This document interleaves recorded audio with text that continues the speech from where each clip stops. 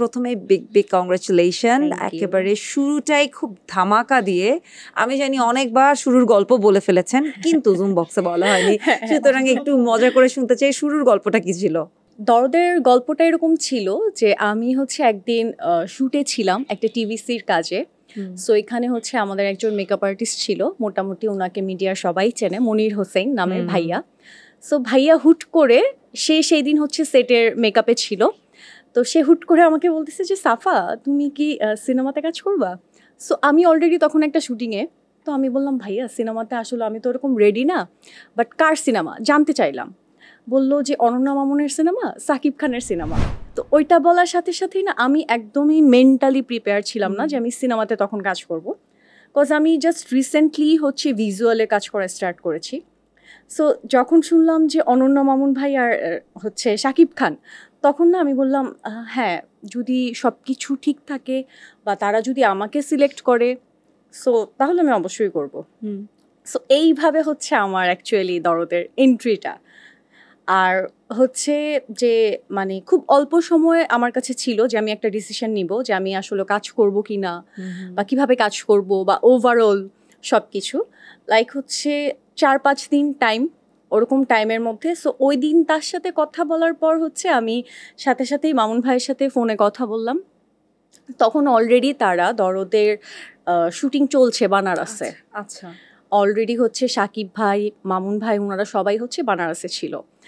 So তখন হচ্ছে ফোনে কথা বলার পর হচ্ছে ওনাদেরই হচ্ছে আরেকজন ডিরেক্টর ছিল যে বাংলাদেশে ছিল, সানিয়াত ভাইয়া। সো উনি হচ্ছে আমার সাথে একটা শর্টলি মিটিং করে বা অডিশন যেটাই বলি। সো ওই একদিনেই তার সাথে মিটিংয়ের পর হচ্ছে সেটা আমি নেক্সট ডেতেই করি আর কি। তো তারপর হচ্ছে ভাইয়া মানে 24 ঘন্টারও কম সময়ের Yes. মধ্যে তুমি বড় পর্দাকে হ্যাঁ বলে দিয়েছো। Yes. মানে আমি যখন শুনছি যে শাকিব খান, তারপর হচ্ছে ডিরেক্টর মামুন আমি ভাই, একটু থামাই, হ্যাঁ, মানে আমি of course Shakib Khan superstar number 1, no doubt, and he is giving us like অনেক বড় বড় হিট সিনেমাগুলো। বাংলাদেশের নায়ক বলতে একেবারে হিরো কিন্তু শাকিব খান। Yes, mega কিন্তু star. সবকিছু পজিটিভের সাথে একটা নেগেটিভ থাকে, যেরকম শাকিব খানকে নিয়ে কিন্তু একটা রিউমার থাকে যে শাকিব খানের সাথে সিনেমা করলেই তো নায়িকা প্রেমিকা হয়ে যায়, বিয়ে হয়ে যায়, রিউমার আসে। একটু ভয় কাজ করে নাই? একটু ভয় কাজ করতে মানে এরকম ব্যাপারটা হয়েছে যে যখন আমি অফারটা পাই, সো মানে ইন্ডাস্ট্রিতে আমার যে মেন্টরস ছিল বা বড় ভাইয়ারা ছিল, তো আমি মানে সাথে সাথেই হচ্ছে তাদেরকে জানাই যে আমার এরকম একটা সিনেমার অফার এসছে, শাকিব খানের সিনেমা।